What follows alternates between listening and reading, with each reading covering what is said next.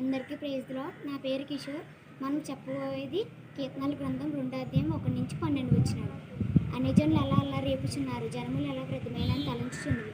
మనం వారి కట్లు తెంపుదాం రండి, వారి పాశం మన ఎదురును పారవేయదాం రండి అని చెప్పుకొనుచు భూరాజు యెహోవాకును ఆయన అభిషక్తునికి విరోధముగా నిలబడుచున్నారు. ఏలికలు ఏకీభవించి ఆలోచన చేయుచున్నారు.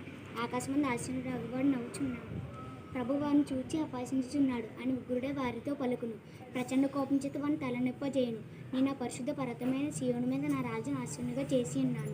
కట్టను నేను వివరించదను. యెహోవా నాకు ఇలాగ సెలవిచ్చాను, నీవు నా కుమారుడవు, నేడు నిన్ను కని ఉన్నాను. నన్ను అడుగుము, జలములు నీకు స్వాచ్ఛముగాను, భూమిని దిగంతముల వరకు సొత్తుగాను ఇచ్చేదను. ఇనుపదండములతో నీవు వారిని నలగొట్టెదవు, కుండను పగలగొట్టినట్టు నీవు వారి మొక్క చెక్కలుగా పగలగొట్టెదవు.